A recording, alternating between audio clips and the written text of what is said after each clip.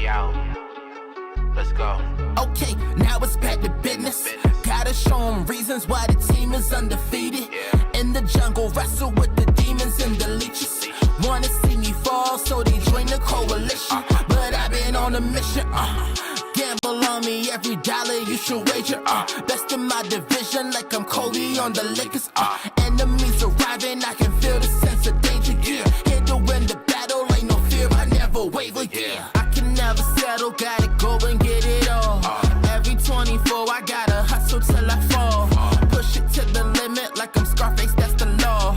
I've been going crazy, I've been balling off the wall. I can never settle, gotta go and get it all. Every 24, I gotta hustle till I fall. Push it to the limit, like I'm Scarface, that's the law.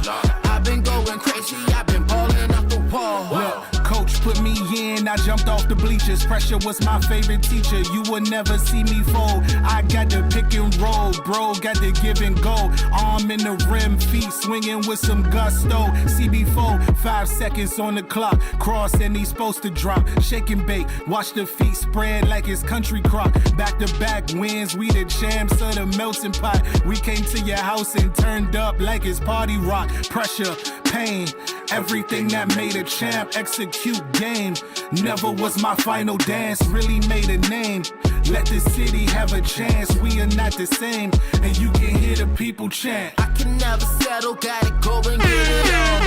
Every 24, I gotta hustle till I fall. Push it to the limit, like I'm Scarface, that's the law.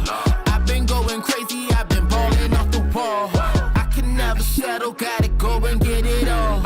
Every 24, I gotta... I bet on myself. Yeah, I bet on myself.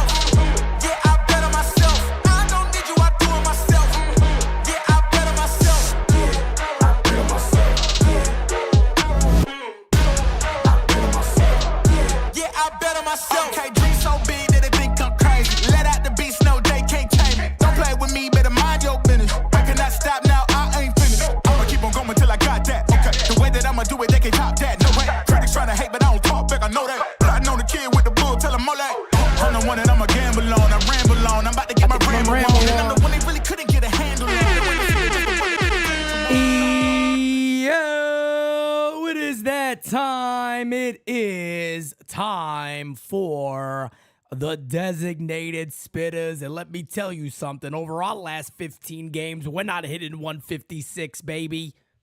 No, it's a fact. Not looking great. Not looking great.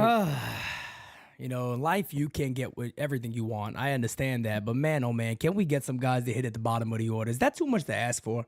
Apparently. Think it might be. Apparently it is. Apparently it is. The way things have been going, man. It seems like we're the ones asking for a lot. That's how they're making it feel. It does. It feels like maybe we're asking for too much. You know what they always say: spoil the Yankee fans. They can't be happy with what they got, but it is what it is. But yeah, guys, you know what's amazing today? Look at this. Look at the difference. Look, I got the DR on. That's right. I got the DR hat. Francis got the US of A. USA. Which I always loved in the original Street Fighter when you fought Guile, it would go, US of A. Yeah. US of A. That's right. And then you would have that legendary theme song come on. Oh, and yeah. Guile would be all American. Man had a tattoo on his head. Fucked everybody up. Karate kicks. He didn't give a poot. Nope. He didn't give a poot. Let me tell you something. We could use somebody with Guile's attitude hitting at the bottom of the lineup right now. No doubt about it. Because guess what? The guy born in America that we have playing friggin' third base, DJ LeMahieu right now, he ain't representing too well. Ain't representing too well, I'll tell you that. But not at all. As always, folks, we're going to start off with where the Yankees currently are. And look, this is the positive here, right? Medina, we have the PR one also, brother. We got the PR one on the side already. 52-28. The Yankees are a game and a half up over the Baltimore Orioles. The Orioles get swept by the Houston Astros. The New York Yankees lose their third series in a row, this time to the Atlanta Braves. Francis, you know, man, I call all these games. I watch all these games, obviously, as we all do. We watch, everything the Yankees do. It's part of our life, and you can just see the ugliness of certain things popping its head out for the New York Yankees right now. Oh yeah. And I'm concerned. I have legitimate concerns. I mean, it's crazy because, we spoke about this on All Rise this past Friday, and we're always talking about it, that it feels like every time the Yankees lose a game, there's like these people, they put their cape on and they come out in full effect and they're just ready to defend and deflect and deflect. Always. It's like you can't, criticize anything. You can't call out anything. It's always a problem. But when they lose 3 series straight, I mean, you kind of have to start looking at the team. Again, we're not here to, push the red button, it's time, panic. No, but they lost 3 series straight. They lost the last weekend series to Boston. They lost a huge series to Baltimore, and they just finished losing a series to Atlanta. And Atlanta's a good team, a team that you want to be able to see what the Yankees stack up when they face. And they didn't show. They didn't win. They lost. And you could point your finger to a lot of the things, but there are causes for concern. And we opened up poking fun at it, but the bottom of this lineup is just putrid right now. I mean, scary. It's bad. And that bottom of the ninth, and you pretty much said it on game season. Once Judge lined out, you was like, yeah, there's any hope. That was the hope right there, because 100%. At this point, Verdugo then goes and gets out, and then it's like, well, you got Gleyber, you got DJ. You were saying you had hopes of, maybe they can get to Ben Rice, but then you said, hey, you got a better chance of hitting the lotto. No DJ way in hell. And Gleyber doing something in the bottom of the ninth here, and Gleyber struck out, which is what he tends to do this season, and Gleyber and DJ just grounds out at this point. That's all we've been getting. So yeah, there's definitely causes for concern. It's not. Is it panic time? Are we ready to throw the season away? Hell no. Correct. No. I am not. I don't believe it's panic time, but they got some legitimate problems, and I've been saying this now. Hell, I said it on the video I made the other day when I said I still believe in the 2024 New York Yankees, but I also put it out there and I said, well, here's what they have to do. We know what they got to do. Now, the question is going to be, are the New York Yankees going to realize that enough and actually do it? Is that going to happen? So you look at Gleyber Torres, guys, and again, I'm not only picking on Gleyber Torres here. I'm going to talk about a couple of other guys, because, everybody wants you to talk about, what about Soto? Hold on, take it easy. We're going to talk about some of this stuff and walk you guys through this, okay? Gleyber Torres over his last 15 games is hitting 157. His last 7, 095. His last 30, 214. Let me tell you guys something. I've been sticking up for Gleyber, and I've been saying something that now I think the chat has almost convinced me. Today, I was almost convinced that maybe what I'm saying is actually wrong. I've been saying for a long time with Gleyber Torres, the best case scenario for the Yankees, that he just puts it on and he starts to perform and starts to look good and starts looking like himself. Here's my problem. Is that even possible anymore?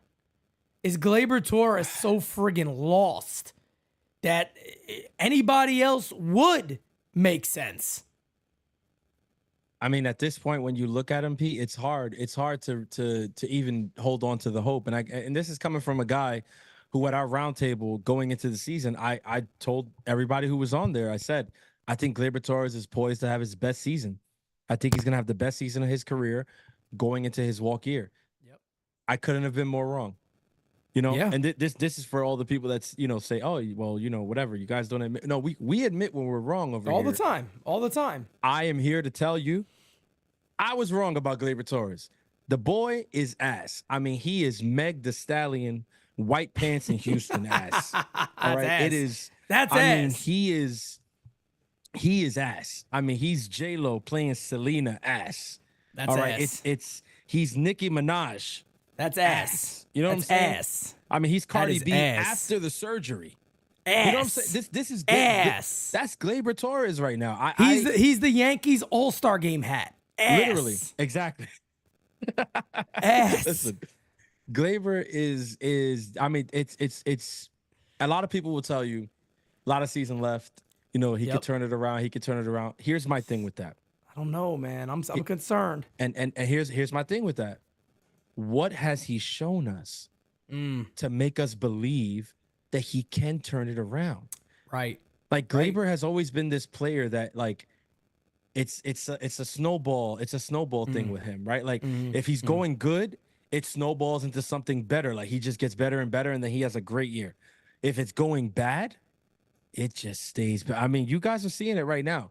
You see that picture? Bad, man. That's the opposite of bad. a serial killer. That is ice cold. Yeah. That's ice age. Okay. That's Ice Age. Yep, exactly. He's one of those. He's that character from the movie with the buck ass teeth. I forgot whatever the hell it is. Exactly. One of those damn goofy ass characters from that with the movie. Walnut. With the walnut. Yeah, the dude chasing the Gleyber, fucking. get chasing Gleyber a nuts. walnut. A lot get of Gleyber a nuts. walnut because he is ice age right now.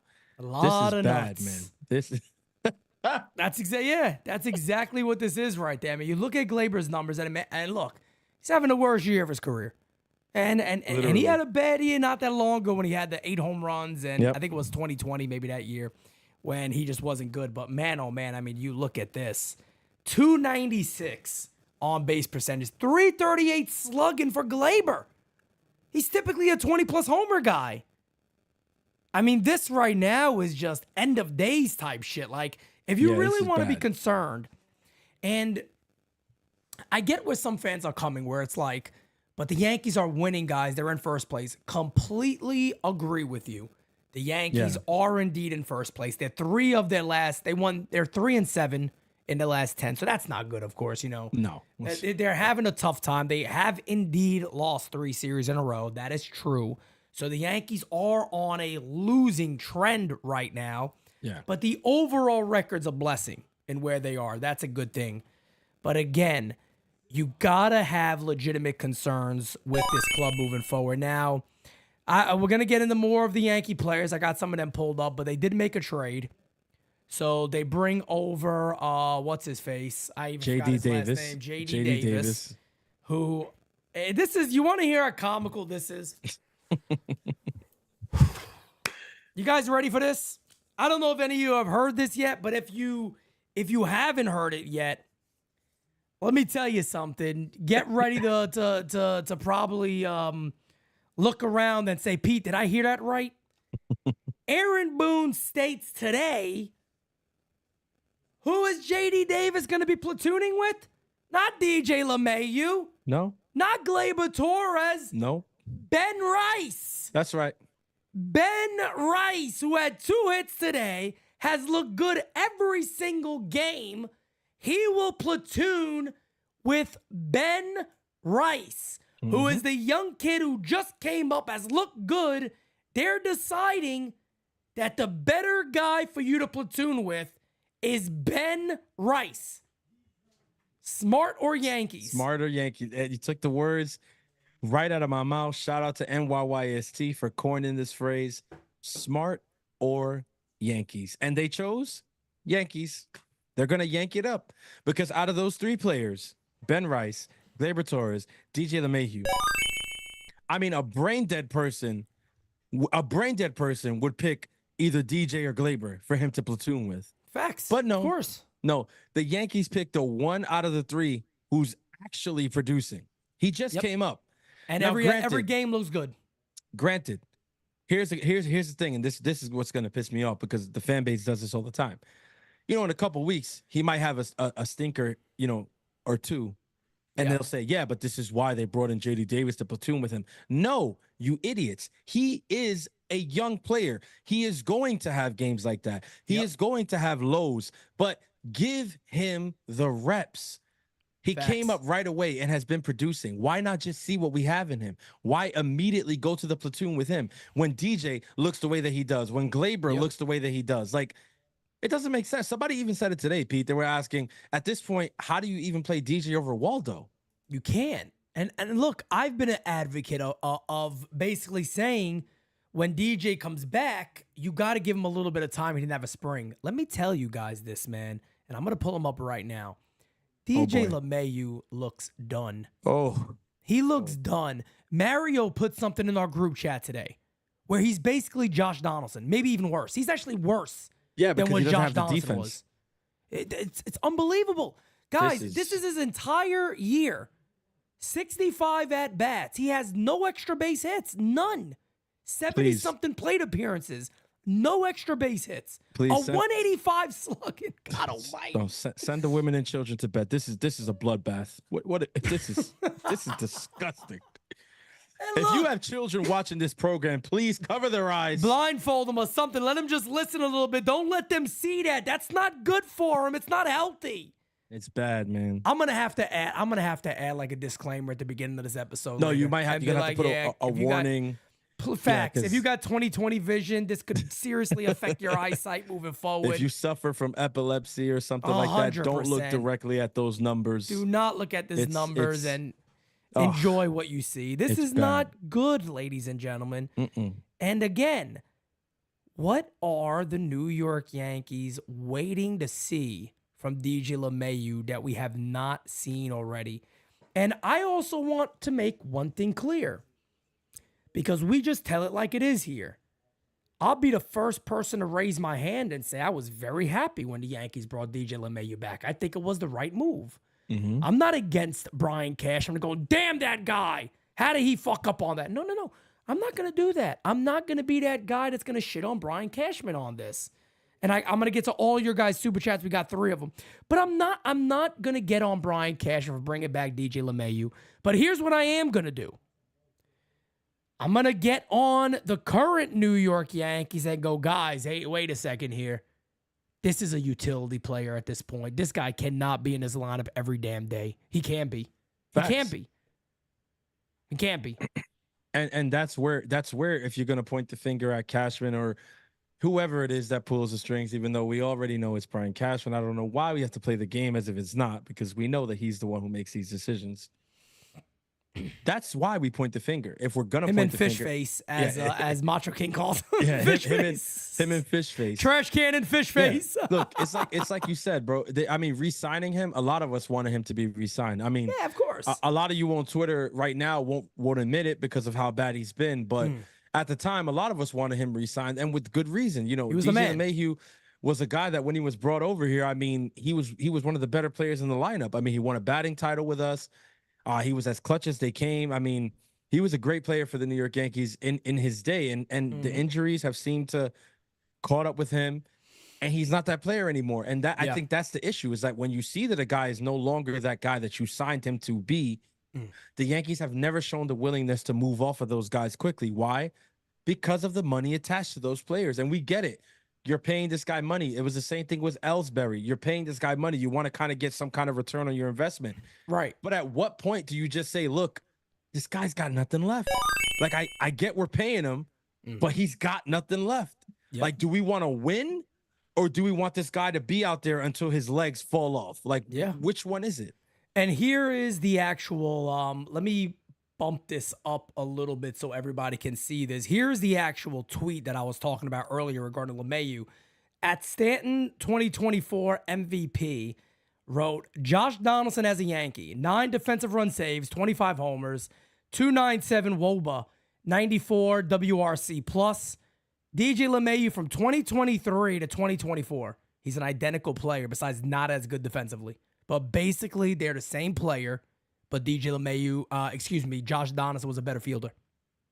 That's what it is right now for DJ LeMahieu. And if that is not scary, I don't know what to tell you. I don't know what to tell you at all. And you know, it's funny how things happen to work with the Yankees too, isn't it? Because Brian Cashman today, not Brian Cashman, Aaron Boone said today, we would have called up Jason Dominguez, but he's hurt.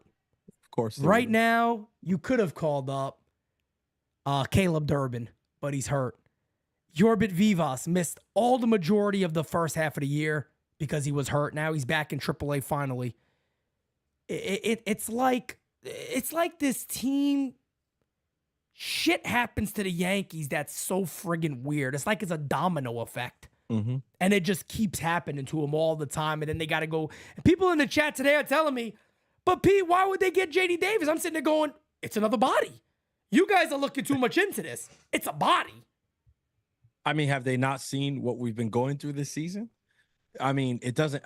People are dropping like flies. You got to have guys in there. I mean, before you know, if you don't look at the end of the day, when it comes to the JD Davis deal, I commend Cashman for making that move. Why? Because it didn't cost us much, and at the end of the day, the way things are going, if you don't get a guy like JD Davis, you're like one other injury away from having Peraza out there with Oswaldo Cabrera and Gleyber Torres and whatever. You don't want to see that lineup, guys. Like you don't. I'm not saying not at all. that JD Davis is this world beating whatever. I mean, he got DFA'd by the Oakland A's. That tells you pretty much everything you need to know. Facts. But is there potential there? Yes. Could there be even more potential for him than a guy like DJ LeMahieu at this point? I think so. Yeah. I mean, I agree. Yes, the fact definitely. is, they want to platoon him with Ben Rice, who probably has more potential than any of the 4 players involved in this conversation. No doubt about it. But again, smarter Yankees. But at least they made the move. They bring in another body in here because you can't just afford to have another guy go down and not be ready. It is what it is. Oswald Peraza was up today. People will say, "Oh, I was joking." You know, they brought him up here and said, "Hey, sit on the bench, kid, and then we'll send you right." No, facts. They had to bring him up because in the catastrophic chance, that something terrible happened, they needed to have him there. Yeah. It just is what it is. What it is. They had to have him on the bench because you just never know with this team. Somebody could go down in the 3rd inning, and then what? Like, so that's why Peraza was brought up today. So now they made this trade, and it's gonna hopefully bolster them in case something happens. They're gonna have him platoon with the wrong guy, but of course it is what it is. Like, it's a good move at the end of the day. I think it's a good move. It is. Smart. It's a body, and I'm gonna get into JD Davis here, but we got a couple of super chats that I definitely want to get to. Thank you for being a friend. Francis gets a little excited when I play that song. I gotta be careful every time. You and Bad Dog had me going Golden crazy Girls. with the Golden Girls talk. Bad Dog had to bring that up. I'm like, come on, man. It's like the wrong time, like, bro. You got to take it easy when you talk about the Golden Girls around Francis. Take it easy. Getting excited. Crackle nuts. Ooh, something just came up. All right, I'm good there. He says, Maron. Okay. Well, that just went away. 1 second. I think I got it here again. Crackle nuts. Take it easy. What's up, mid-card? We got you. We got you, mid-card. The Gleyber guy been told us Gleyber was ass for a while. We just didn't listen. Make sure the granny stay hydrated, Francis. Hot as ass out there. No. It is a bit hot outside. My brother, Mr. Rod Thompson, the one, the only. He says, is it mechanical or mental with Gleyber? It is time for a change. Is it time for a change of scenery? Just like how Sanchez did not improve on Booney's watch, neither has Torres. Who do we attribute that to? For me, it's Gleyber Torres, to be honest with you. I don't have anybody else to blame for what Gleyber has done. To me, that's all on Gleyber. I can't. He had one of his best years last year under Boone. Yeah, so I can't blame Aaron Boone for Gleyber Torres. Not at all this season. I'm sorry. Do I? If look, I took some shit earlier this year when I said he needs to be benched for a couple of games, right? I think that idea was correct. I think once again, I stand corrected. I'm just saying, because now's even a good time, even with everybody out. Yeah. Now's a good time to say, Gleyber, I think you need a couple of days to sit your ass on the bench and kind of rethink what the hell's going on. Maybe we get you in that cage daily, figure something out here. If that's the angle that, he was going off of, to blame Boone for, the lack of discipline, then yeah. I could definitely see that. But I think overall with Gleyber Torres, it's much bigger than just his discipline. I think, he's a guy who worked out all off season. We saw the videos, we saw him posting and stuff or whatever. There's a mental thing. There's a mental thing with Gleyber Torres. And I don't know if that's something that Aaron Boone can coach out of him. I don't know if that's something that Juan Soto can friend out of him. Smack out of him, maybe. Yeah, I at this point with Gleyber, I'm almost all out of answers. I don't know what it is, but I know for sure it's a mental thing. He's in decent shape. He's ready to go physically. Yeah, it's a mental thing. It's a mental thing. It's got to be mental at this point, man. I can't either. I can't either. Rich Squires says we do well against ass teams, Astros, Twins, Giants. But put us against a quality team and we shit the bed. Put Davis at third, Waldo at second, and Rice at first. Aaron Boone did allude a little bit that he could potentially play a little bit of third base also. He did allude to that, but the conversation originally, he did state that it's a platoon situation where he would play against lefties. Again, I don't know if the Yankees are going to let Ben Rice do any type of catching. I don't know if they're going to do that up here, but I guess we'll see. Copesy DePhil says, we have been doing this to our young guys for a decade. Judge was the only one able to make it. Imagine his team if we traded Torres when his value was high. Now we have a hole at second and Torres is done.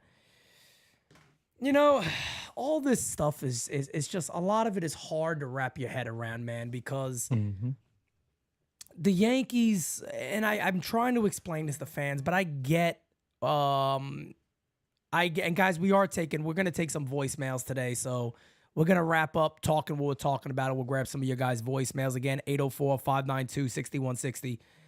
And the beautiful, lovely, wonderful fiance already got it covered for you guys, so she's going through them. But I'm trying to convince fans of this, and it's hard because I know what Yankee fans have gone through with our youth. It's PTSD. It's hard to sit there and go, I believe that this guy could come up and be good. All I can tell you guys is that the Yankee system now, it is different. It's not what it was back in the Andy Phillips days and Jeff Karstens and these names that were never starters to begin with. They were never major league starting pitchers to begin with. It was a mess. It's not that no more. And I know everybody wants to see the next Aaron Judge, but let me tell you guys something. Other teams haven't produced an Aaron Judge. So it's not something that just comes off of trees here. Like, oh, this guy worked. Aaron Judge is arguably, he is a generational player. He's the great, I'll put it like this. With no steroids that we know of, no any of this shit. And again, I think all the steroid users are Hall of Famers, by the way. So you could disagree with me all you want on that. I don't care. I think they're all Hall of Famers. When it comes to being, there's a lot of them in there. There's a lot of them in there. A pure home run hitter, a legitimate guy that you say, if I want to see a home run today, I'm going to watch Aaron Judge's ABs. He is the home run hitter in Major League Baseball today. It is Aaron Judge. That doesn't get developed, guys. That doesn't happen with every team. These are not guys you just find. Yeah. But the Yankees, again, I just want to tell you all, I promise you this. I don't lie to you. NYU doesn't lie to you. They do have a very, very, very, very good system. And Ben Rice is a part of that. Augustine Ramirez is a part of that. Jason Dominguez is a part of that. Anthony Volpe was a part of that. Louis Hill is a part of that. A lot of the young relievers coming up. Neely threw a good inning today in AAA. These guys are much better than what they were, Francis. No, it's a fact. And I think, look, this is what happens when a guy like Aaron Judge comes up and does what he does. You know, for a fan base like the Yankees, we kind of get a little bit spoiled in a sense. And it's like, look, this talent that we see in Aaron Judge, that's not every day. That's not every day. That's not every year. This is once in a lifetime, generational type stuff. Okay. And we may not see another Aaron Judge for years. We may never see another Aaron Judge. And I know somebody's going to say, oh, we'll see. No, we may never see that as Yankees fans. This is a guy who can hit for average, who hits for power, who will take his walks, who, you know what I'm saying? He can bat at the top of your lineup. He's fucking 6'7". I mean, he plays a defensive center field like nobody's been. He's elite. If he continues on this trajectory, he will finish as one of the greatest to ever play this game. Yeah. That doesn't happen every time. Correct. Okay. And that's why, you know, I don't like when they put that on Spencer Jones, because Spencer Jones hasn't seen a major league pitch yet. And people want to call him, he's the lefty Aaron Judge. That's ridiculous pressure. It's ridiculous pressure. It's the same thing that was done with Volpe. Volpe came up last year. Oh, the Derek Jeter. Guys, let this kid settle in. Let's see what he's going to be. Hats off to him. You know, we probably aren't going to really get into him and whatever, but the one thing I do want to say about Anthony Volpe before we move on is, dude, his defense after winning the Gold Glove, it's like him winning the award spurred something in him, almost to the point where maybe even he kind of felt like, I don't know if 100% I deserve this, but I will for damn sure deserve it next season, because he does. I said it the other day. He should win the Gold Glove again. No doubt about it. The way he's playing this year, every single game, he has a highlight. In every single game, he makes a play that is unbelievable. And look, sometimes the arm strength is there, sometimes it's not. He bounces it, whatever. But even the bounces are way more accurate than they were last year. And again, call me crazy, I think a lot of that has to do with the fact that coming into this season, all that Derek Jeter and all that shit was quiet. All of that was quiet. Yeah. This season, Volpe's just been able to play, and he's just been able to beat Anthony Volpe. And to me, that goes a long way. So let's stop putting this pressure on the prospects, and let's let them be who they are. Correct. Because a lot of these guys coming up should be better than what we have right now. We see this production that we're getting out of some positions, and somebody said it to me, and I was like, you know what? You're actually not wrong. They were like, how much worse could some of these guys be right now than what Gleyber Torres is, or what DJ LeMahieu has been? But I'll even point out a guy that some people probably think is not fair, that I'm gonna point out because he's not meant to be here for his offense, and that's Jose Trevino. But the reason I'm gonna bring up Trevino is because, Francis, you remember this, in the NYU Spaces that we did the other day, one of the pushbacks to Austin Wells playing more was, well, he could hit. Trevino hits. He hits well. He's a good hitter this year. He has a high OPS and this and that. And I remember sitting there saying, do you expect that to last? Do you think he's going to have over 700 OPS the whole season? Yeah. And it's a very, very tough thing because he's never done it before. But you look at the last, and again, this is kind of what you should expect from Jose Trevino. His last 15 games, he's hitting 190. 11 strikeouts and 42 at-bats, 244 on base percentage. He's slugging 405. Last 30 games, he's back down to 221. And again, this is not a knock on Trevino because he should not be the guy that we're talking about when we talk about offense. But the reason we're doing that and the reason we're talking about that when it comes to him is because his defense has took a step back, and that is his calling card. The fact of the matter is that now you're concerned about his defense. His arm is horrible. Now you're concerned about all that. Makes you talk about him a little bit. Rah, appreciate you, brother. But it makes you talk about him more. And honestly, to me, the only answer right there, people are saying Augustine Ramirez. I had somebody go, Pete, but now you want to call Augustine up. What are you talking about? You said you didn't want to call him up. I don't want to rush him to be a catcher every day. But if the Yankees can simply say, Stanton's saying he's out for a month, I still feel like Augustine Ramirez makes sense as just a DH, just a hit. You're just coming up to hit. You're on the 40-man already. You don't got to change nothing. Come up here to hit, and you're good. We'll let some days you're going to sit because we're going to let Soto or Judge DH once a week, whatever it might be. But I still think that makes sense. The Yankees obviously aren't going to do it. But with a guy like Trevino, man, I think the only answer is Austin Wells. Play a little more. And I think another point, like when people, bring up the prospects and things like that, and they're like, well, how much worse could they do up here? To play devil's advocate, right? They could do worse, actually. To play devil's advocate, there is a possibility that they could do a little bit worse. Yep.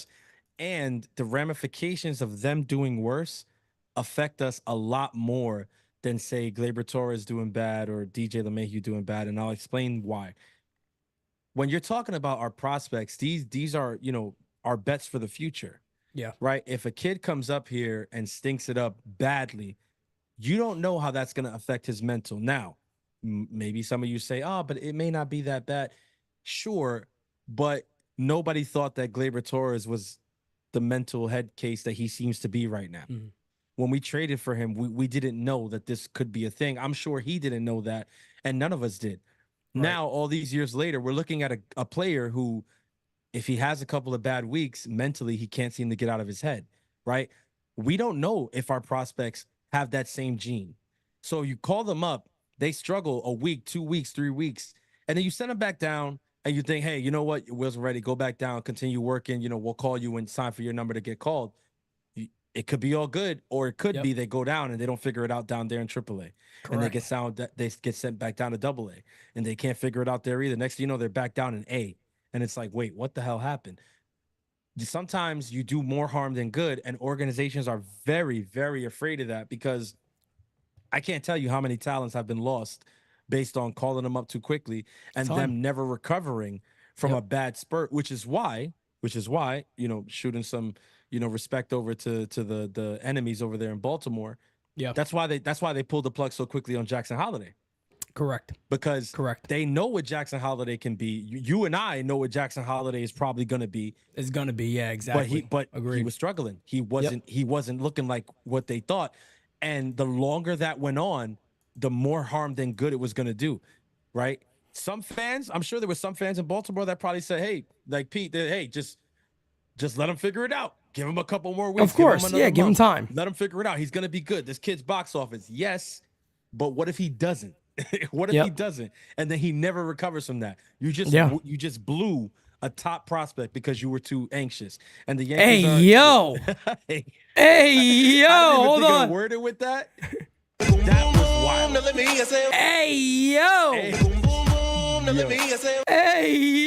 I had to do it. It's Pride Month, ladies and gentlemen. No, but you're right. It's funny. Jira says it in there because it's funny. Now we'd be talking about baseball and shit, and she said this is what she was telling me about Oswald Peraza. And she's not wrong. She's not wrong. I mean, look at the stuff. She's right. Look at the stuff with Peraza, like what you're talking about now, right? Is that at the end of the day, you know, Peraza looked like he was going to be. Thank you for the new subby. We appreciate you. Looked like he was going to become this new regular for the Yankees and a regular shortstop or second baseman, and he loses the job. And yeah, there was an injury in there, but man, when he's been on the field, man, it just has not been the same dude. And you wonder, you know, is the lost opportunity still in his head? And it's like, man, I'm never going to get a shot here. So, you know, do I even care that much? You don't know. You don't know what players go through if it's in his mind every single day. Yeah. You have no idea. It probably is. I mean, look, to call back to, you know, yesterday when you jumped on with Backdog, you quoted a Bronx Tale. I'm going to quote a Bronx Tale also. Nothing in the world worse than, you know, wasted talent. Yep. Right? Yep. When you get a guy like Peraza, you get, you know, other prospects, that has to be in the back of their head. Like, am I going to waste this? Like, am I wasting this opportunity? Am I wasting this moment? Am I really going to like let this pass me by? And sometimes it's really just all between the ears, and it's not a physical thing. So, you know, let's listen, at the end of the day, I just hope that when it comes to the rest of the prospects that we have coming up, you know, your Dominguez's, your Jones's, your Ramirez's, that, you know, Ben Rice, who's up here currently, that they don't have to go through this, because it's not the place to be when you're a prospect. It's not the place to be. Confidence is so big for these guys. It's so big, and every little bit goes a long way, and every time they struggle, that also goes a long way. So I hope they don't go through that. No, definitely not. And look, man, there's fixes on this team. Before we get into voicemails, I'm going to talk about Soto, but I just want to add this real quick. There's fixes on this team, man. And you know, there's so much youth at the higher levels. Augustin Ramirez has gotten to a little bit of a slow start in AAA, but the kid is legit, man. Not a big strikeout guy, big power. You guys know about a lot of the other names that are down there. Yorbit Vivas is what we know is healthy now, playing in AAA. So he's getting back there. Durbin, a lot of these guys that we've already seen, you guys have heard us talk about for a long time now. They're really good, man. And the good news is this: if I could put just anything good on you guys right now, it is this. As we've got 270 plus in here, guys. Smack that like button, hit the subby. It is June 23rd. Okay? That means we have a little less than a month. More than a month to the MLB trade deadline, because we'll be live that day for 24 hours, July 30th. We have over a month to go for improvements via trade. Not your system alone, improvements via trade. The Yankees have the ball in their court. They could obviously recognize this guy's not working. We've gave you enough time. You can't start every day anymore, and make a change. Hopefully they do, because again, I don't know about everybody in this chat. I don't even know about Francis on this. But I believe in the 2024 New York Yankees. That's me. And again, I always say this. That's me saying it, because I've never said that. I've never said it. I've never sat here in front of this audience and said, nah, this team I believe in. No, I would always say, I don't believe in it. I don't think so. I think this team got the right pieces. I think they just got to add a little something, and they could really be a legit contender. I'm with you 100%. I feel like I said this somewhere. I just can't remember where, but yeah, I agree with you. I believe in this team. I believe in this team wholeheartedly. yes, we're going through a rough patch right now. We just dropped 3 straight series. You never want to see that, especially as, as the kind of fans that we are. But when I look at Aaron Judge, when I look at Juan Soto, when I look at Garrett Cole being back, when I look at Rodon and what he's been able to do the beginning of this season, not the last start, but what he's been able to do thus far. Up until the Boston start. Exactly. Up until the Boston start, what Luis Heel has been, what, Stroman has been. He had a big start for us just now in this Atlanta series, kind of stopped the bleeding a little bit. Yep. Even what we got from a guy like Nestor, it's hard for me to say, yeah, man, I just don't. No, I see it. I see it. Me too. And I see it really clear. I see it almost to a point where it scares me, because if they let me down this year, it's going to feel very different than last year. It's going to feel different than 22. It's going to feel different than 21 when they lost in the wild card. It's going to feel different than 2020. This year will feel different if they let me down, because I haven't felt this kind of belief in a New York Yankees team in a very long time. Agreed. I mean, and yeah, it hurts. And that's even for me, man. I tell you guys the truth. Last year when the team, and you guys could probably recognize it in the chat. You guys have seen me. You could tell that, I get visibly upset in certain situations. Last year I didn't feel that way, because I didn't have an attachment to the club, because one, they were a boring team. There wasn't many likable characters on the team as much. This year there's a lot of guys on that team that I personally root for.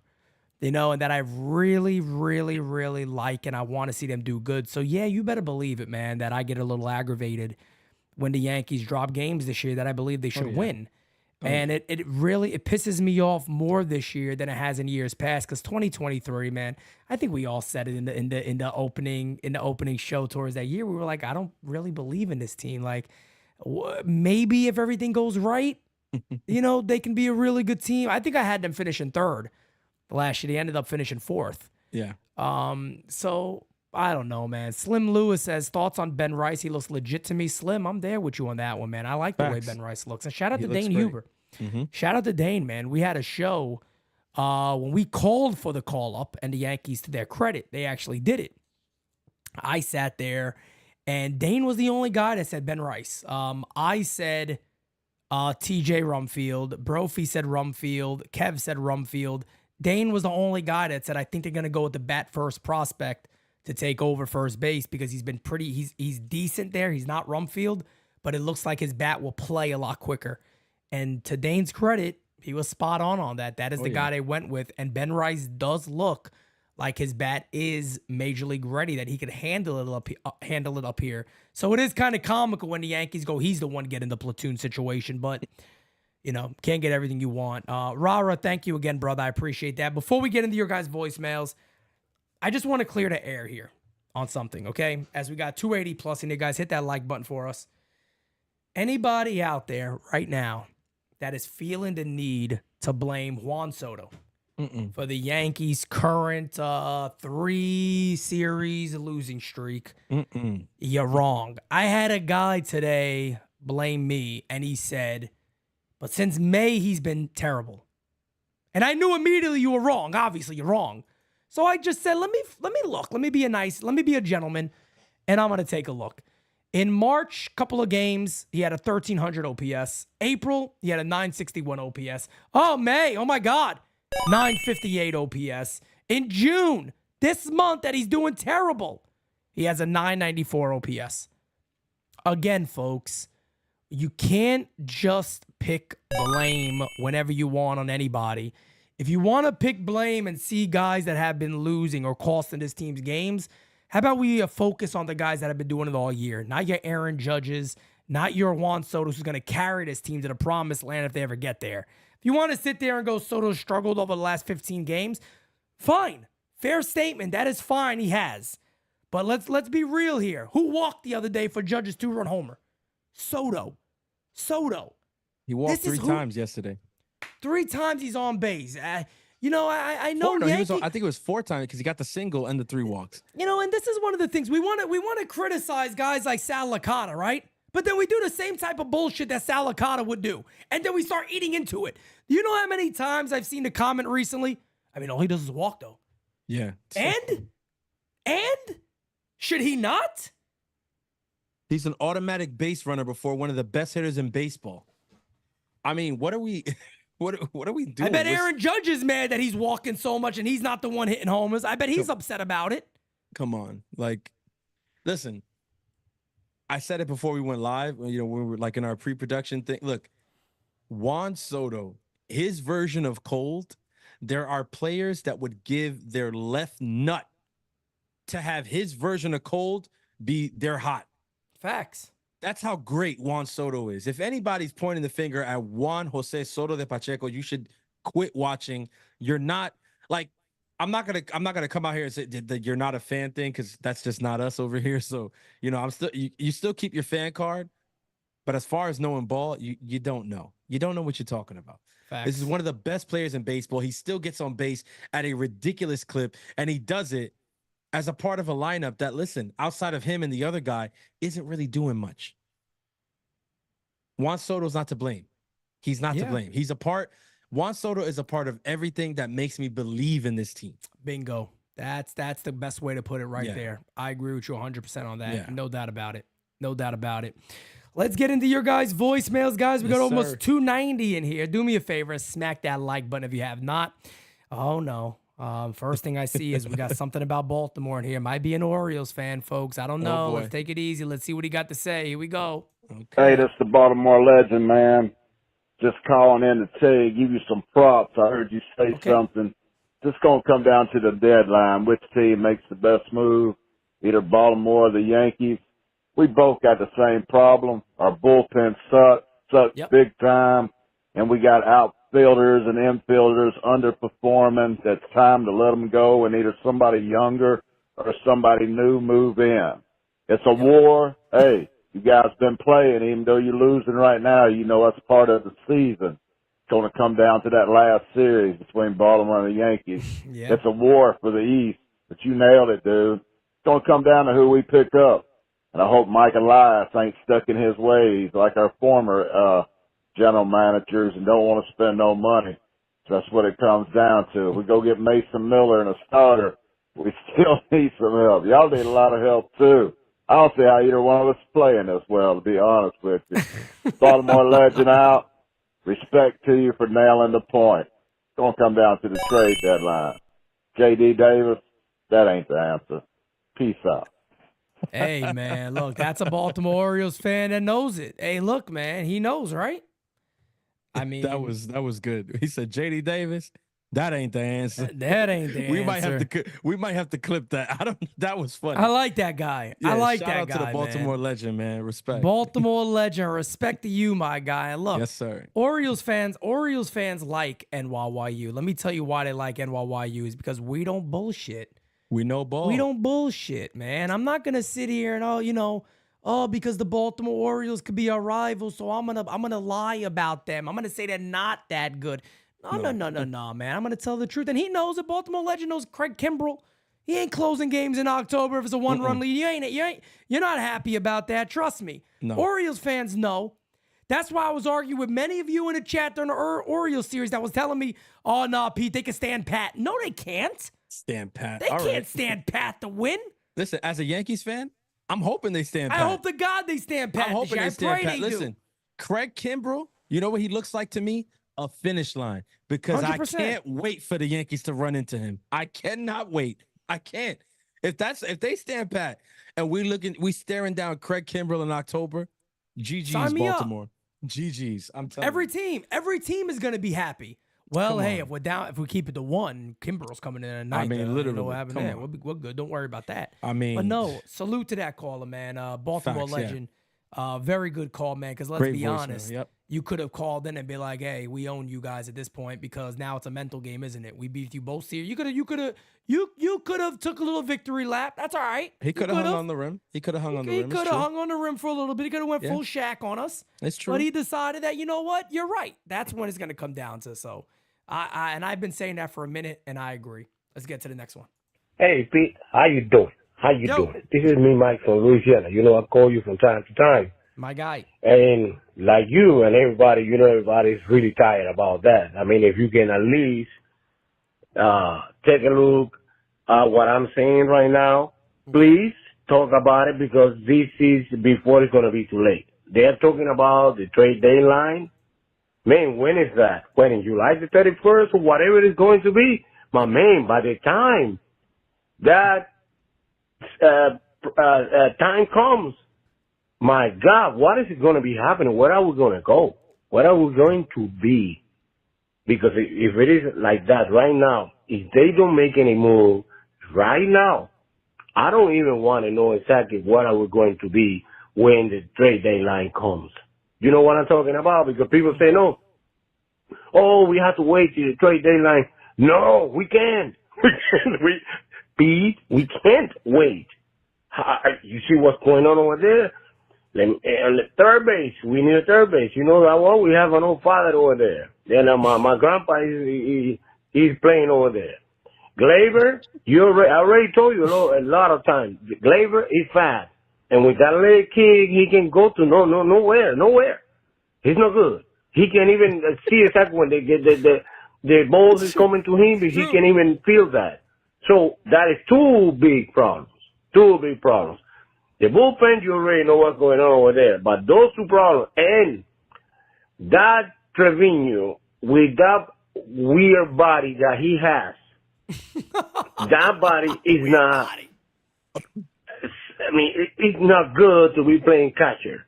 To tell you the truth, look at it. Hey, I'm not crazy. Just look at it.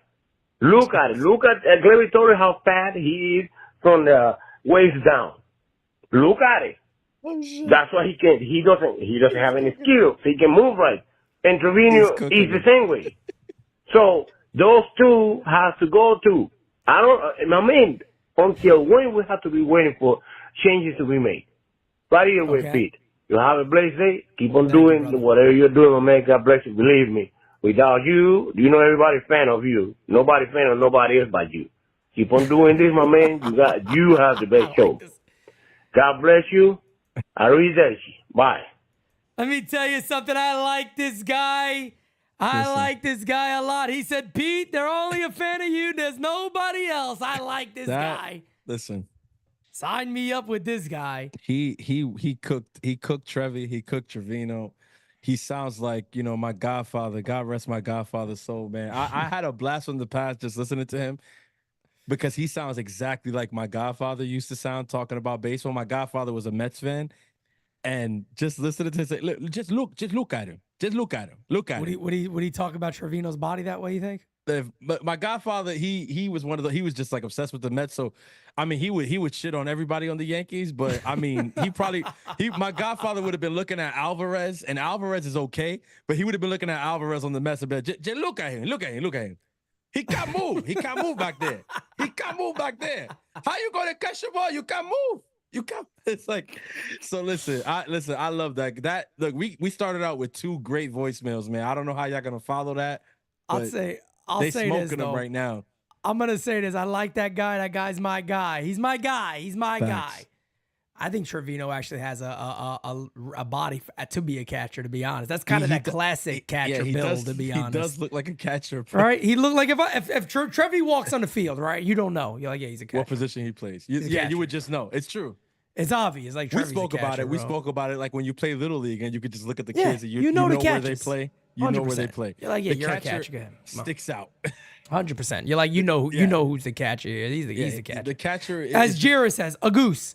100% he's a catcher. He's a catcher. I mean, you could see him being a catcher because I love a goose, and we'll get some laughs out of this, I'm sure. But that man, he's a refrigerator. You put a refrigerator behind the plate, and that's not a bad thing. That's just his body built. He's built. He's a strong. He's a solid dude.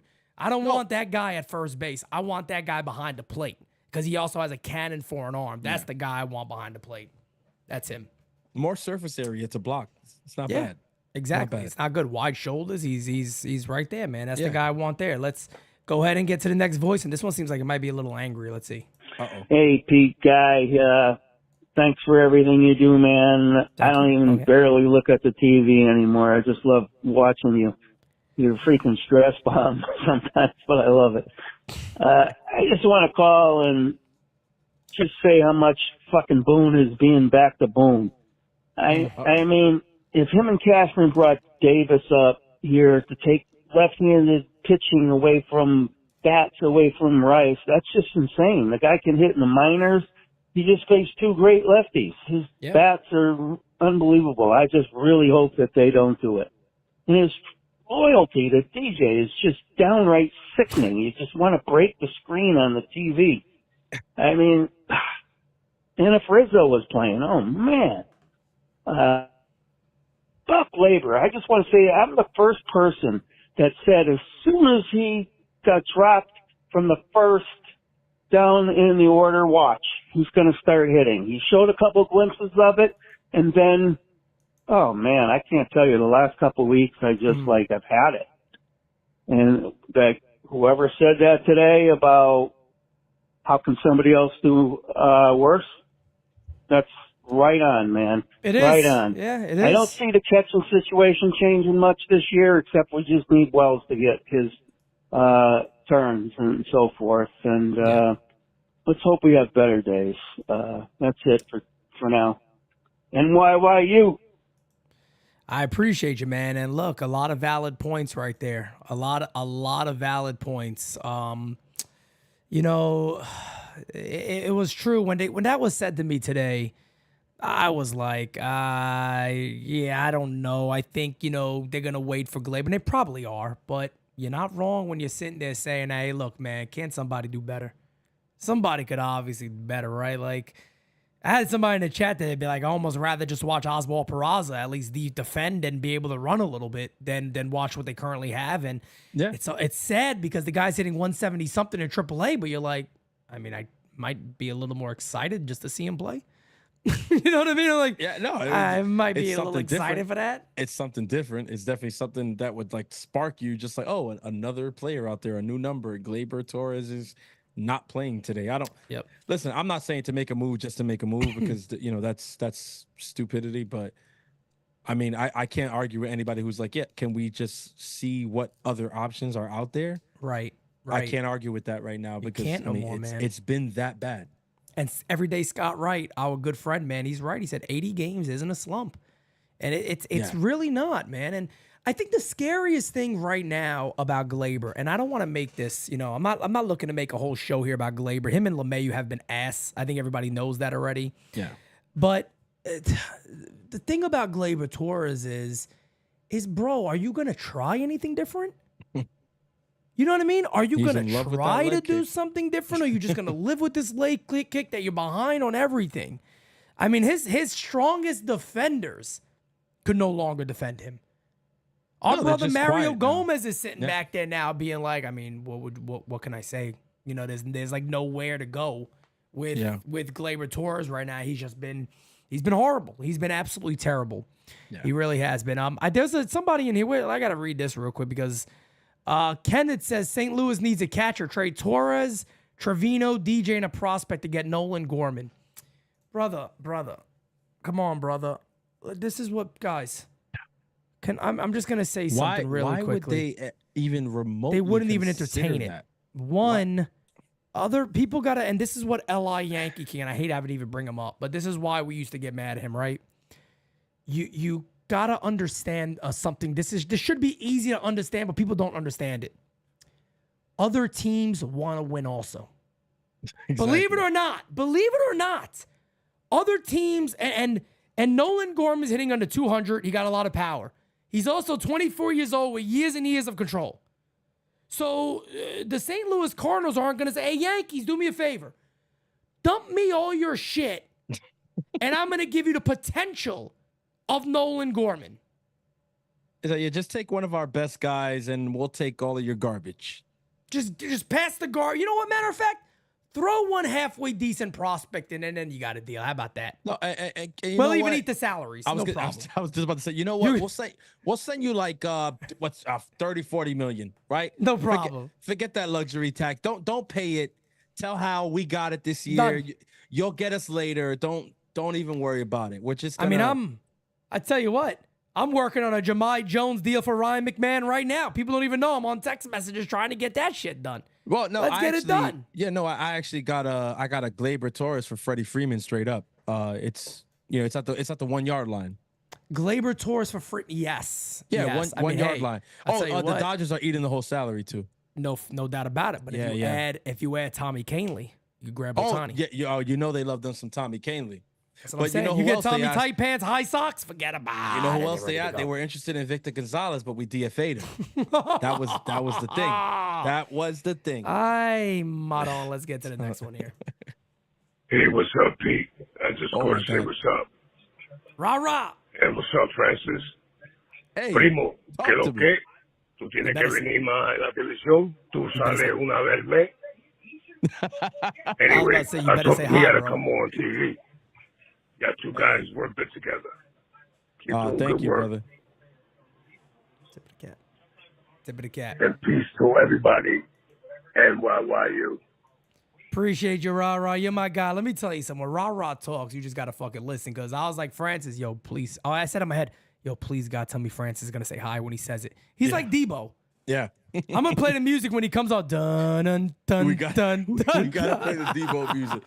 No, listen, Rah. He said, hey, you got to be here more. Listen, Rah, we do Francis Fridays on All Rise. We do DS. Only time you guys didn't really see me is when Pete was in New York, and that's because me and Pete was out, handling business. I was with my brother. We was on the town. But I hear you, my brother. By the way, Francis, I don't mean to cut you off on that, but I went. You know, people thought we were actually out partying. That wasn't the case. We were working like degenerates or something. Degenerates. We were I saw you. I saw you guys out. We were legitimately having business meetings. Come on. After August, I think after August, people will kind of see what we were doing. But it's like right now, we got to like continue explaining away everything. And there's not much we can talk about and all that. But But guys, if you don't believe us, the MVP was with us. You know she's not gonna let us. She's not gonna leave us to our own devices. She wouldn't even let me have fun. Trust me. She said, "You're doing what now?" Yeah, I'm coming with you because we're working, right? Yeah, it is. She's about to come upstairs. She's gonna come downstairs here any second. Forget about it. If we lose Pete in a couple seconds, guys, don't be alarmed. Let me tell you something too, man. Let me tell you guys something, man. Yeah, I just hope she does. I just heard a knife. I swear to God, I just heard a knife upstairs.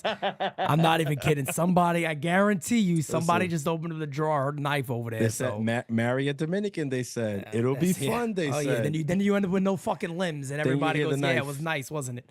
Unbelievable. Let's get to the next voicemail. Pete, what's up, baby? It's DJ Control in full effect. Oh. I want to ask you guys, and I know you guys are always honest, and you'll call it like it is. Yes, sir. But what's up? I have a thought. What do you think about the Yankees trading Spencer Jones for Jose Ramirez? And if Cleveland Indians would entertain that? Nah. Do you think that's possible? Let me know. God bless you and the family, Pete. Take care. Yeah, brother. No, that at least you're sitting there and at least you're sitting there, right? And you're saying a name for a name, right? You're giving our best possible prospect per what they tell us. So you're giving a name for a name and you're at least saying it. But no, Cleveland, in my opinion, wouldn't even entertain that. They're trying to win this year and they got a pretty good club. Yeah. So on top of that, J-Ram has one of the most team-friendly deals. Correct.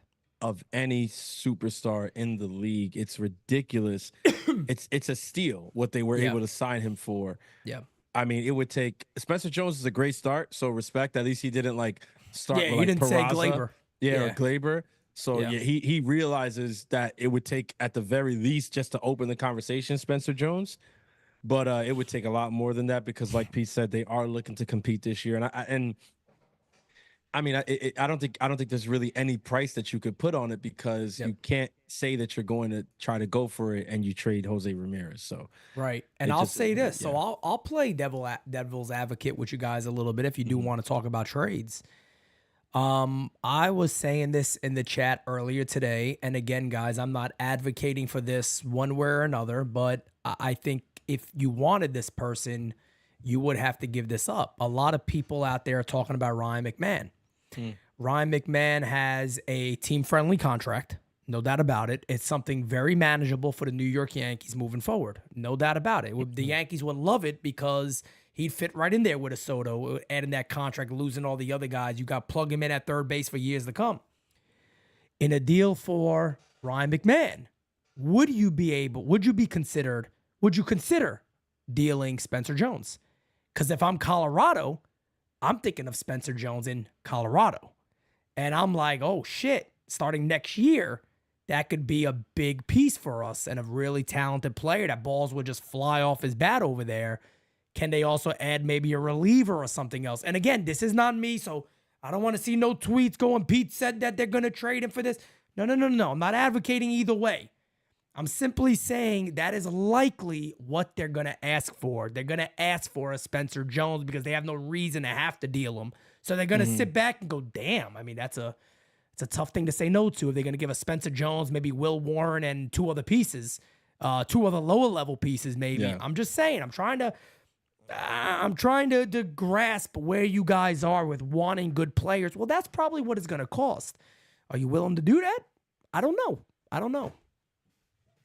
That's tough. Yeah, this is wild. I normally don't like just interject with this, but this shit like really just caught me off guard. What happened? Edwin Diaz just got ejected for a foreign substance. No. Yeah, he's having a freaking year, bro. What a friggin' year since the WBC. Yeah, he just can't seem to bounce back. I saw the thing and I was like, no.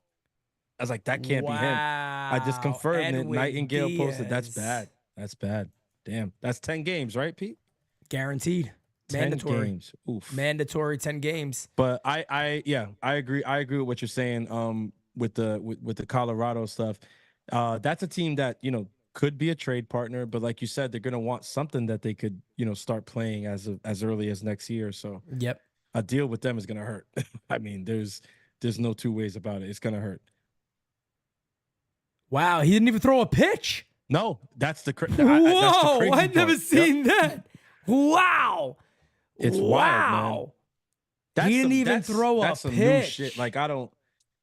Damn, I mean, man, you know what it is? You know what that reminds me of, bro? My man is searching for something, fam.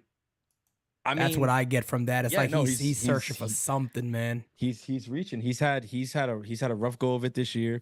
Wow. Some fans know he lost his closer role. There was the whole ordeal with him, crying at the locker. Even I didn't necessarily like that it was publicized because he did it in a private setting, which would lead you to believe he didn't necessarily want it to be public.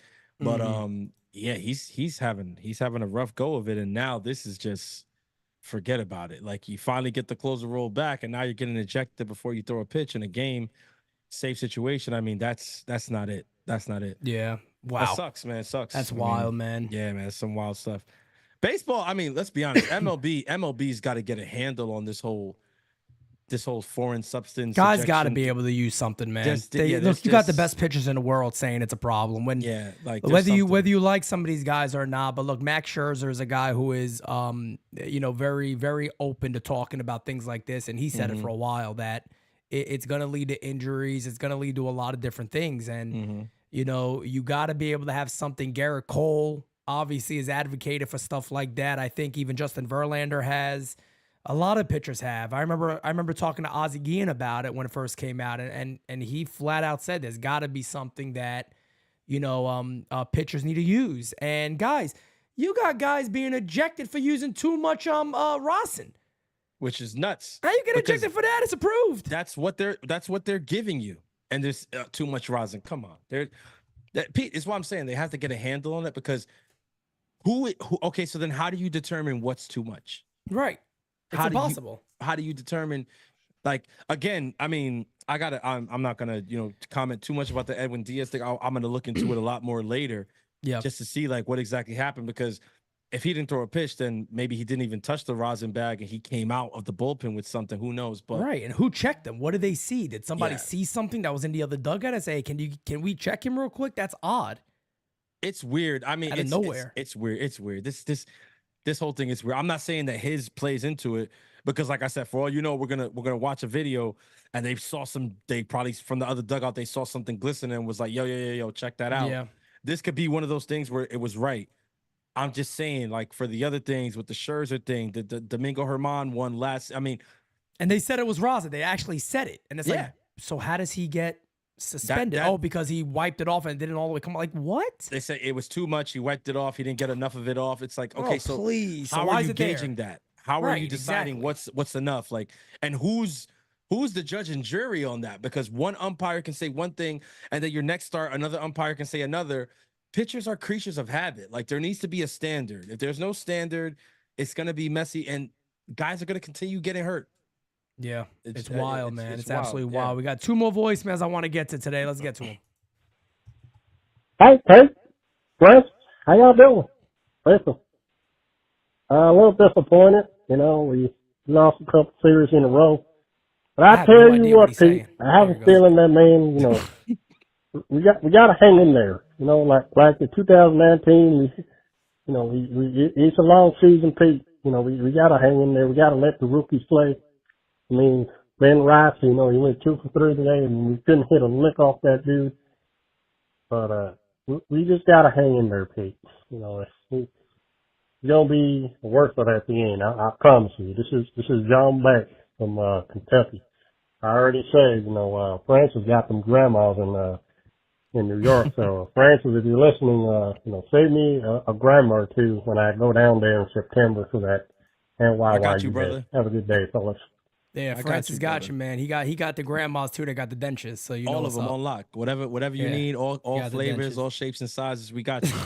So don't even worry about it. Did you see the picture of his hand? I just opened up the Discord. It looks like he fucking did exfoliation on his hand or some shit. It's what is that? So the stuff that makes it look like exfoliation, that's the rosin. Right. The issue is the black, the dark spots. The dark spots. Yeah. It's giving me pine tar vibes. That's wild. I don't know. Yeah, the dark spots are giving me pine tar vibes, which is if it's I mean, somebody's saying it don't look like pine tar, but I mean that's exactly what pine tar. It looks like my man was baking a cake or some shit in the dugout. No, literally. I mean, when you see the residue of the rosin, dessert. You see the residue of the rosin, but the dark spots it's giving me pine tar. I mean, and the location of them too. It's like the tip of that finger. What is that? Of where it's at. Which if that does turn out to be what it is, then right I here mean, too. I think right there on the throwing finger too. Yeah, look at it. You can see it right there. It's on the tip. It's on the index finger. He has it right here by the bend of the finger, which is where you want it for breaking pitches. I mean, I'm not gonna get too into like how to cheat on here, but it's like if it is pine tar, guys, then yeah, Pete was 100% spot on. But it's like, yeah, this he was just searching for something and he just didn't care. Yeah, it looks it's like man, I'm gonna see it if I could get away with it because at least I need something to build some sort of confidence. But sheesh, let's get to one more, guys, and we're gonna wrap this up, baby. Yeah. What up, Simonetti and Don Francisco? It is the one and only neighborhood DJ Steeler with the book calling in again. How you doing, guys? How you doing? What's up? I'm not doing good, bro. It's been a shitty day for me. I did like 300 miles of driving today, and it was fun driving in this damn heat. But you know what? I gotta pay bills somehow. True. Other than that, how you guys doing, man? Hope you guys are doing well on this Sunday evening. I'm a little fucked up. I got a quick question for you guys.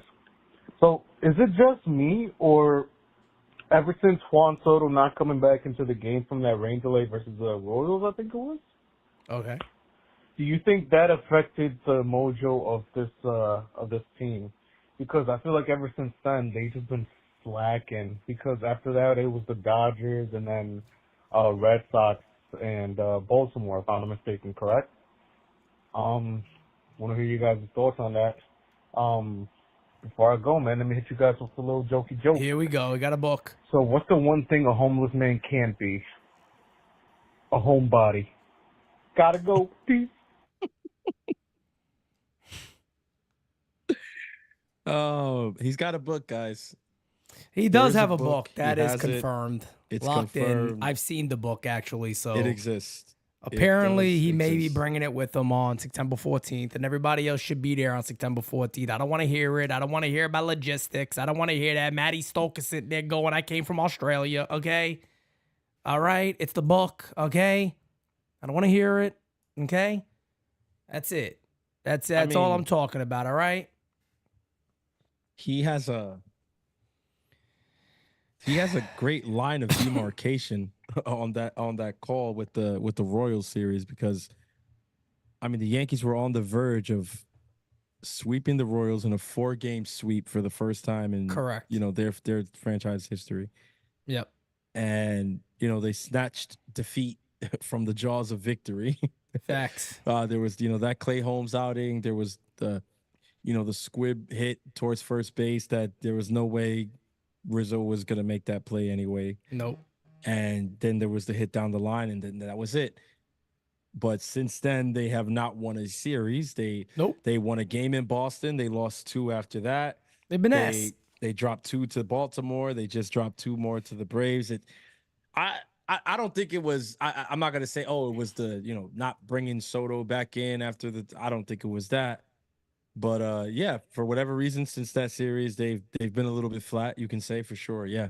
So that is a good line of demarcation, because they have looked a little bit lackadaisical since that series. Yeah, and here is, let me see if I get this pulled up here. This is another picture of the hand so everybody can see it. I don't know if that's a little better for everybody, but it could be. Yeah. You can see it. Like if you guys look at the thumb, look. I mean, it's dark. It's pretty visible actually. It is pretty damn visible. So the umps probably saw it almost immediately. It was like, "Yep, goodbye, adios, see you later.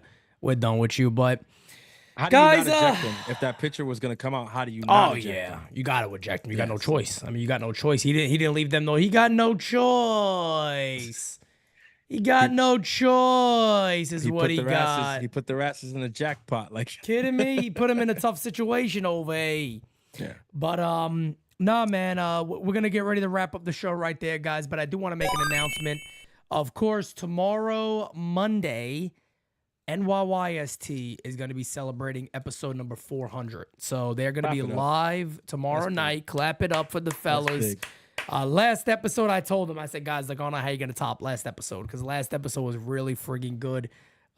Chris and Christian had a lot of good back and forths with each other. It was absolutely hilarious hearing. Every time Chris just said, but it's not about Soto.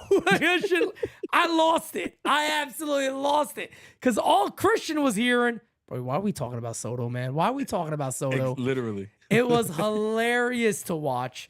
So they have episode, again, number 400 tomorrow. That show is going to be live tomorrow night at 8:30. I'll give you guys an update again if it's 8 o'clock, 8:30, I don't know. Depending on how I feel tomorrow morning, we'll have an all rise. I think I should be fine, but we'll see. I'm assuming I'll be okay to do all rise tomorrow morning, but I will let you guys definitely know early in the morning. I get up early to get that show going. So worst case scenario is there will not be an all rise, and I can have a little bit of a rest day, and NYYST will be on at night, and we'll be back at it on Tuesday. But yeah, man, with that being said, I'm good, man. This was a great episode. It was fun. Yes, sir. And I, of course, am going to leave those final words up to Francis. Listen, man, y'all already know it's been 3 rough series for the New York Yankees, but the designated Spittaz promised you that these 2024 Yankees are different. All right. The fixes are possible. Yep. And as of right now, at least, I believe that the fixes will happen. So, got another series coming. Little brother, we're going to Queens. Got Garrett Cole on the mound. God. Got Luis Hill going right after that. Listen, Please, I'm gonna tell you right now. Listen, Pete is already. Listen, please. Don't go to Queens and embarrass us. Don't go to Queens and embarrass us. Don't let those fans over there get any glimmer of hope that Juan Soto would ever even consider going over there over us. I'm not shitting on the Mets. I'm just saying that the Yankees need to go over there and take care of business. All right? The 2 starting pitchers that they're trotting out against us should not be able to solve this lineup. Okay? Their bullpen ain't all that great. Have they been hot ever since Grimace Yes, Grimace. That little fuck Grimace of McDonald's. That scumbag McDonald's throughout cocksucker. the first pitch, that purple fuck him. Yes, they've been hot. Barney's better, bitch. But guess what? The Yankees are going to Queens to show the Mets that they don't take too kindly to purple. Okay, Grimace. They're not too high on Grimace. What kind of name is Grimace? They're more Ronald McDonald kinds of guys. You know what I'm saying? Grimace. So the Yankees need to go over there. At least, listen, you didn't make a statement against Baltimore. You didn't make a statement against the Dodgers. You didn't make a statement against Boston. The schedule for July is not going to get any easier. Trust me, I've taken a look at it, and I got to tell you, I don't love it the way the Yankees are playing right now. But you march into Queens, you take those 2 games, and we'll talk, okay? I kind of want to kick Grimace's ass now after what you said. I think we should jump Grimace, for real. We really should jump Grimace. I mean, if you want to jump Grimace, I'm not an advocate of the jumping, but you know what? He's a big son of a bitch. We might have to take this. Rah-rah, you available? He's a big purple blob. Rah-rah, where you at? Listen, he's a big purple blob, and it might take a couple of us. I'm not going to lie to you. But nah, man. We got Rah-rah. We good. That's it. That's true. We make easy work of him. But listen, Rah-rah would just talk to him. That's it. He'll have a talk with him back. Like, come on. He'll come back and be like, guys, there's no need for violence. We're good. Don't even worry about no need for violence. That's it. Man, shouts out to Rah-Rah, man. Legendary voicemail. But, man, listen, with all that being said, man, I love this team. I really do. I'm a fanatic. Pete knows it. He's a fanatic himself. That's why this works. You know what I'm saying? That's why this works. You got 2 fanatics sitting here in front of you. What do you want us to do? We're going to watch them. We're going to comment on them, and we're going to bring you this content because that's what we do, and that's what makes us the best in the game, baby. So keep it locked and stay tuned. If you haven't bought your tickets for September 14th yet, I don't know what you're waiting for. Time is ticking, baby. Tick, tick, tock. Make sure you do that. Make sure you take a look at that website. We do got these new hats out. Yeah, get them. The new flag series is out, baby. Don't slack. More coming. More flags coming. Don't worry about it. Rep the team and rep your country. With all that being said, man, keep it locked, stay tuned, because the next episode will, in fact, be the best episode. Facts. Rah-rah. He says, I'm always here. We got you, brother. Yes, sir. And you guys know we will never come whack on a designated Spittaz track. Until next time, guys, we out of here. Peace, baby. It's heavy. Famous love. Yeah, I gotta keep it trendy on my soul. I'm the most selfish person that I know. Here we go, down the rabbit hole. Got a couple carrots around my neck. Self-respect, when you out of line, you put yourself in check. They don't hear me, they don't hear me though. Cycles going round and round and round like a merry-go. Stand for truth, or fall for any old scenario. That's why I keep my circle smaller than a Cheerio. Cause this the company you keep. Stay woke, please don't get caught slick. End up, sowing what you reap. Know your worth, and don't sell cheap. The ghost is inside of me.